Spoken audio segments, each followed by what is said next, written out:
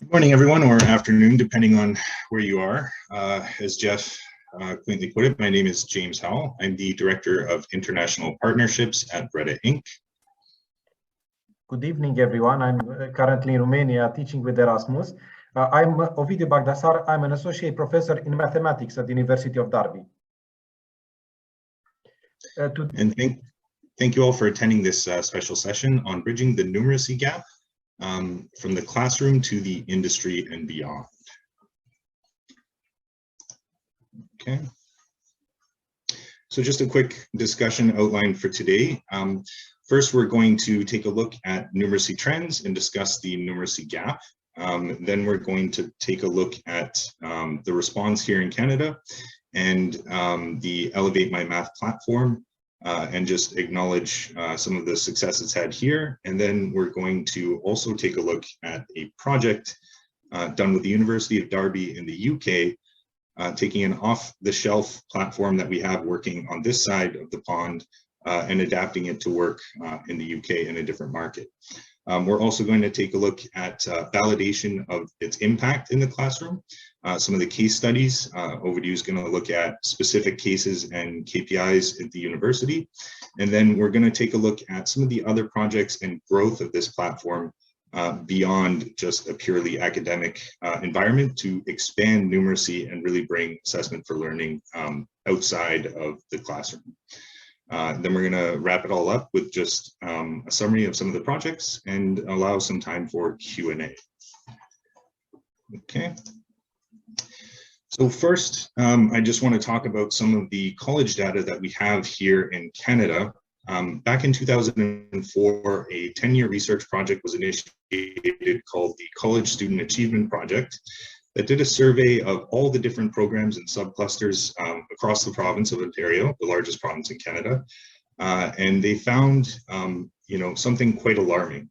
It was that about a third of students in college, that is the students coming in their first semester, were at risk of not completing their entire program solely due to their first year mathematics course. On average, it's about a third, but you can see some variance there, business and applied arts being slightly higher than. So back in 2004 and up to the completion of this research project in 2010, a new kind of concept came to the language of the province of Ontario, and that was the numeracy gap. And the gap was being acknowledged as the difference in academia as well as in today's society, and the gap is the difference between that and the required level of numeracy.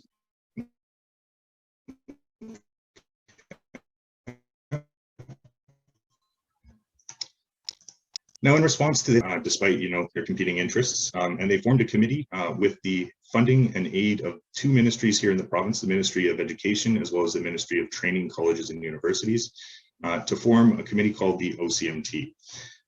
They field tested different assessment items in secondary schools across the entire province to create an assessment that could be used to increase student success and retention. During that process, they came across Breda, and at Breda, our motto is a world where everyone enjoys mathematics, and the committee thought that we would be a good fit for this. We had also recently developed a technology called Elevate My Maths, kind of in parallel, at the same time, and it was just a perfect fit, kind of serendipitous. Elevate My Math was built with assessment for learning principles. It aimed to diagnose numeracy gaps, provide personalized upgrading, and then reassess them with a summative test to see the level of mastery. So you have a pre and post in a relatively short window. And this was actually selected as the underlying technology for the OCMT test. Okay. Shortly after its deployment, it gained international recognition, not only here in Canada, but also in the UK.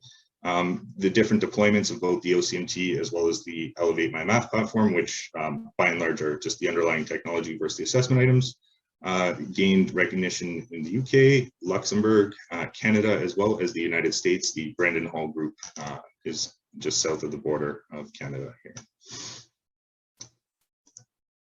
Okay. And I think I'll pass it off to Ovidiu here to just talk about the trend in the UK. Yes, thank you very much, James.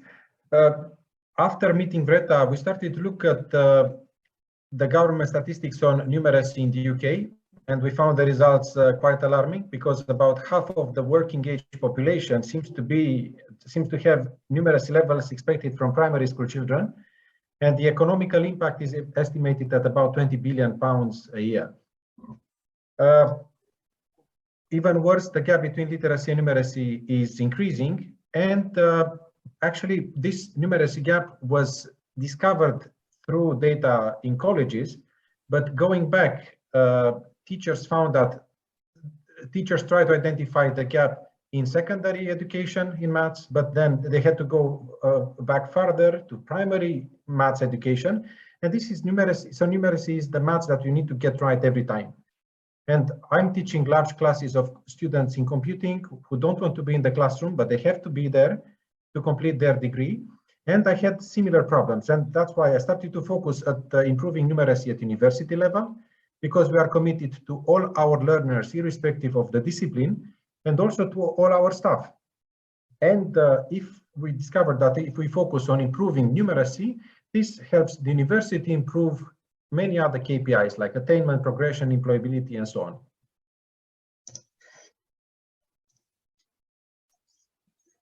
And it's quite clear that the current approach, not only in universities, but also what happens outside the university, we don't deliver a numerate workforce. So we have to do something about it.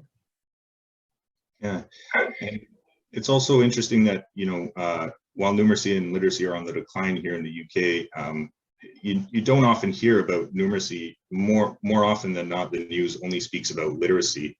That's something we really need to work on as a society, and I'm very proud that Ovidiu's bringing numeracy to the university in the UK. Yes, I think there is a cultural problem as well in the UK, because in the UK, many people proudly declaim that, oh, I'm very poor with maths, I've never been good with maths, but I've never heard anyone saying, oh, I cannot read, or I really struggle with reading complex texts. Yeah,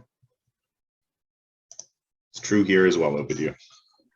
Yes, sorry to hear about that. Yes, and then I think the match between Vreta and Darby was like a match made in heavens, because soon after Vreta entered the UK market, I think it was like 2018, early 2018, they were just starting. We organized 2 workshops at the University of Derby on issues in mathematical education, and we invited Vreta as a technology company, but also we were joined by teachers in secondary education, in primary education, on teacher training, then also university learning technologists, students, PhD students, undergrad students, and also experts in maths anxiety. So this fear of mathematics that keeps students away from engaging properly with their education. And it's known in maths anxiety literature that this is the fear of mathematics, which is a failure of the nerve, not the failure of the brain. So you can be very capable of doing mathematics, but if this idea gets into your mind that you are crap with maths, you are not able to do it, then you are just shutting down.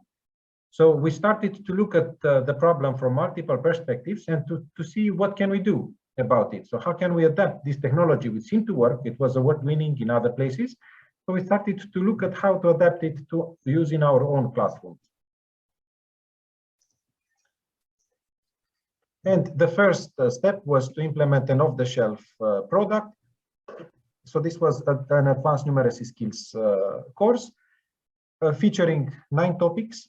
And we had a pilot project in 2018-19 involving 300 students from our college, from 5 modules. We also had some students from Greece, from Med College, from our partners in Greece. And we could see rapid improvement in engagement, in maths performance across all cohorts, and also sudden improvement in the pass rates. So normally in my course, it was well developed. I had lots of technologies already, lots of support available, but even then the pass rates were stabilized at 84, 85%. You'll see in the following slides. But then pass rate went to 89, 90% straight away. And we also had excellent feedback, especially from the students who had been out of education for long, because these students were feeling bad about their ability to do mathematics. They were not feeling confident, and they were anxious. And then they benefited especially from the interactive upgrading modules, where the diagnostic test was showing them their weaknesses, but then they could also upgrade their skills in their own time, on their own, so that they could build their confidence. So we could find the direct link between this. So I had students coming back into education after 25 years, after 14 years, and many of them enjoyed and provided feedback. And this encouraged us to take the technology to the next level. So together with Vreta, we developed EMM to the 2.0 level, which is the current technology level, where we developed modular courses consisting of individual topics. Now, each topic has diagnostic, remedy, and summative.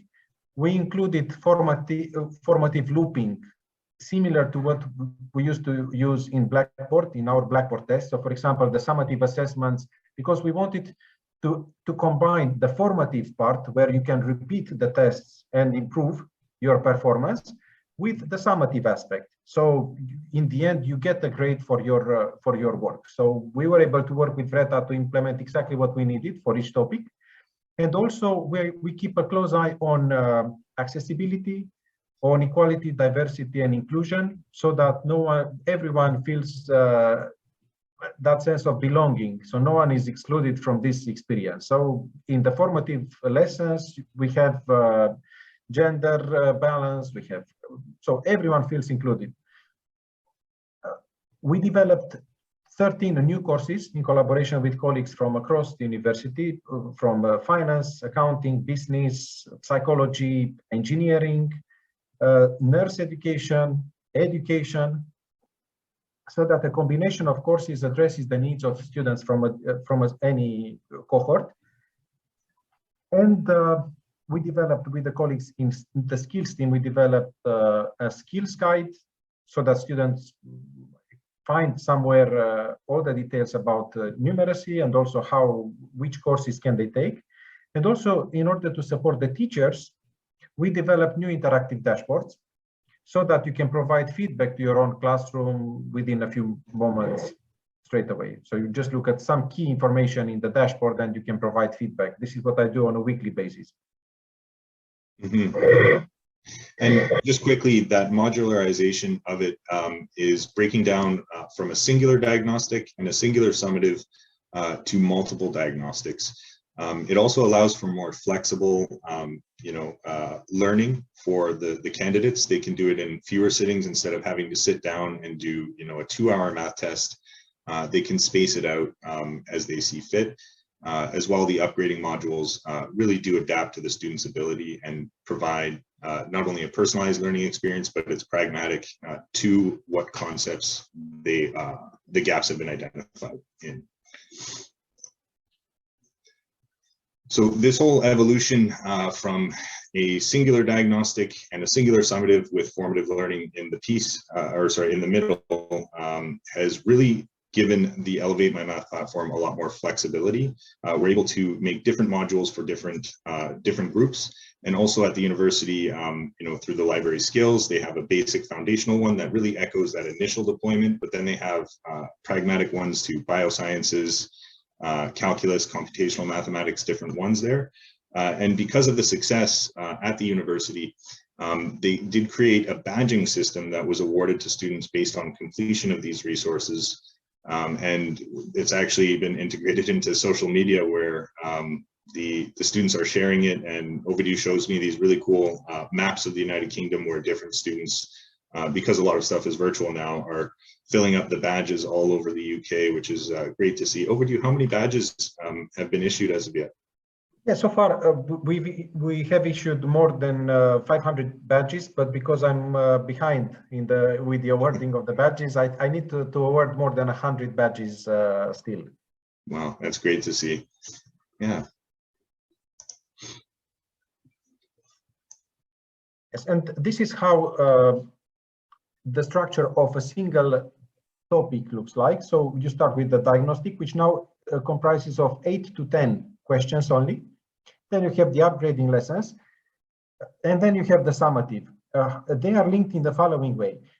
In order not to bother the students who are already familiar with the topic, if your grade in the diagnostic is 80% or above, you are deemed as having good knowledge level, and then you can skip the upgrading lessons. So they are unlocked. You can still check them if you want, but otherwise you can skip them and jump straight to the summative.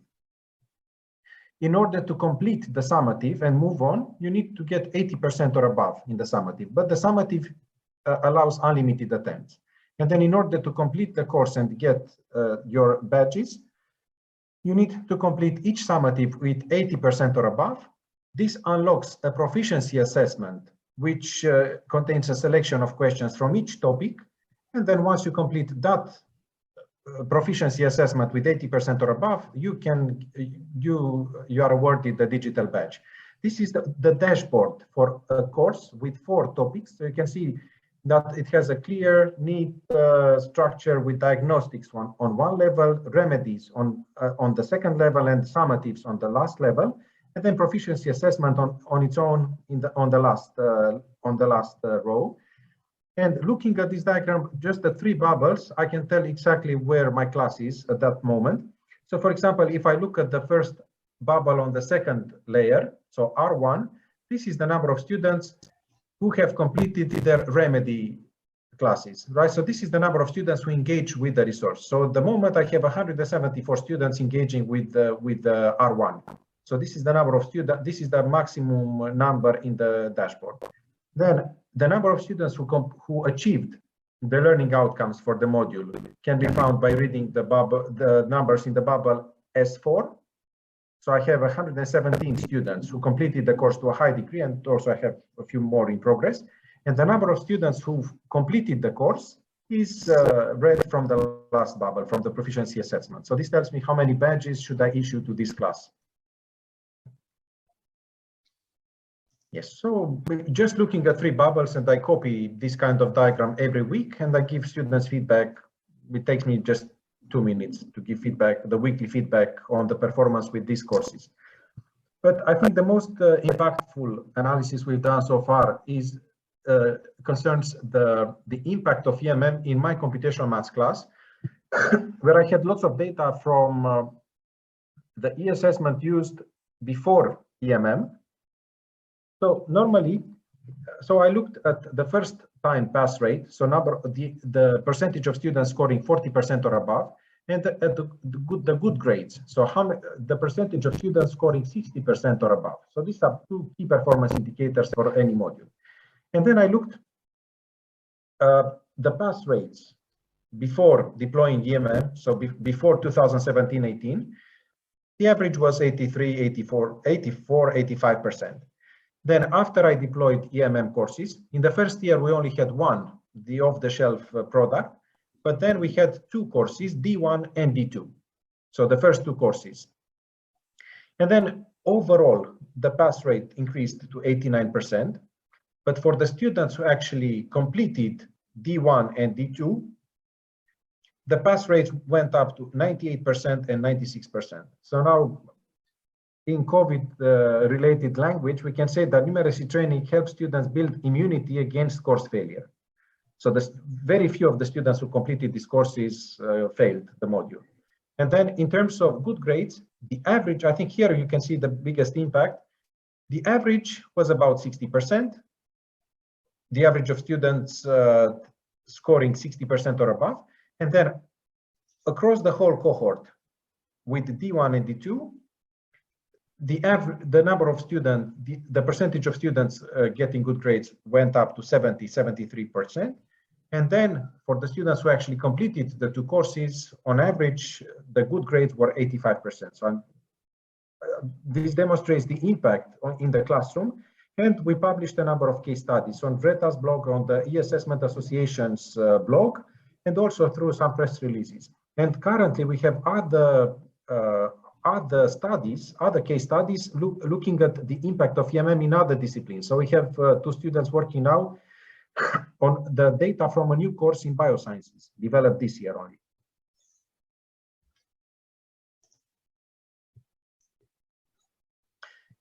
And in summary, we have developed a very versatile tool which supports many modules at the University of Derby, using the same kind of platform and approach. Around these courses, we were able to build massive online open courses to support our applicants. So this was a big weakness of our, this was a big gap identified at the university. So many of our applicants didn't have adequate skills when they were joining the university. And I think this got worse now with COVID. With COVID impacted education. So we have now the tools to support our applicants as well. We are supporting the Maths Hub, which helps the students across the university to improve their math skills. And also we are working with SMEs to help them improve their workforce. We have lots of data from the dashboards and also feedback from students. This means that we have data to develop research projects. We, together with partners from universities abroad, we submitted a key action 2 grant with Erasmus. We have support, we built case studies for REF in maths anxiety. And also we have many other pedagogic research projects. And also we presented at a number of pedagogic conferences where we could see practice elsewhere, and then we could further refine our tool. And also we shared our results. The latest, so before this conference, I presented some of these results at the BBC Building Bridges in STEAM Education Conference in Porto last month.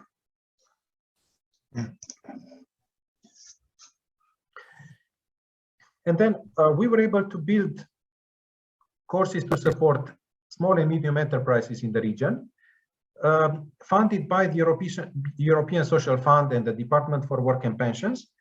And around one of the Elevate My Math courses deployed in the classrooms, we were able to build a course called Getting to Grips with Data, Numeracy, and Problem-Solving Skills. And in this course, I present key elements about mathematics, numeracy, problem-solving, and then I ask learners to also try an EMN course. And we had very, very good feedback from self-employed participants, also from companies, and also from learning communities like Sadaka. So we had the CEO of Sadaka who attended one of these courses. And then he was the subject of a case study. And then he invited us to have this training delivered to his community as well.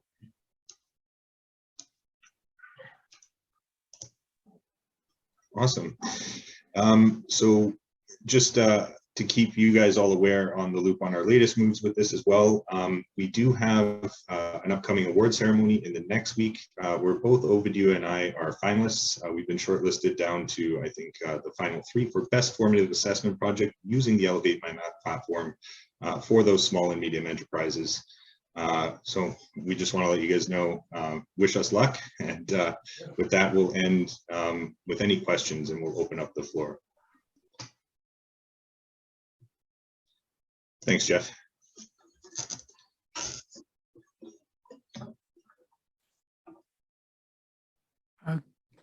Okay, everybody. Hopefully you can hear me, see me. Yes, yes, that's great.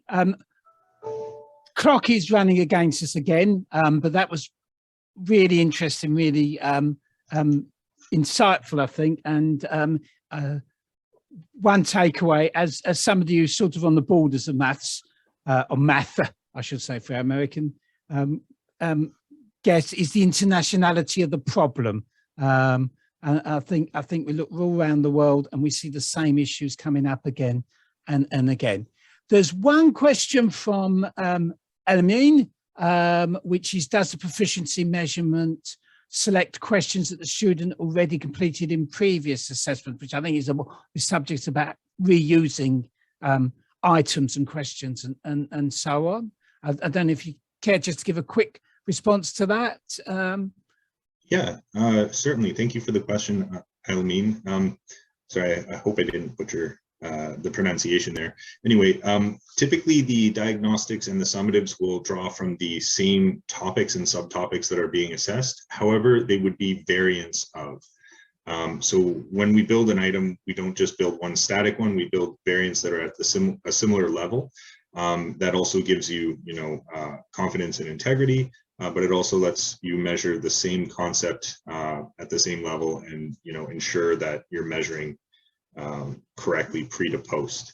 So all of the diagnostics, the summatives, and any subsequent proficiency assessments will be variants of the items already assessed on. James, is that an automatic creation of variants?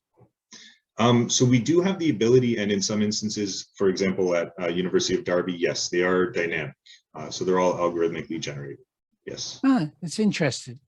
We do have other instances where items are psychometrically analyzed, and in that case, they're static variants. So it just depends on the application.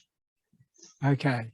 There was a comment at the beginning of your presentation about proficiency in language and people not being able to handle complex language things, and I think Anne's going to talk about that in a few minutes as well. But just my inability to give this question from Elamine might disprove what you actually said about language. If yes, aren't you actually measuring the solidification of knowledge and skills in known situations? I'm seeing a video nodding his head, and one last chance to comment on that. Yes, thank you. As James mentioned before, so some questions are new, some questions have been seen. So I think it's a bit of a both. So I think it's both solidification, but also proficiency. Okay. Well, let me say, James, Ovidiu, thank you ever so much.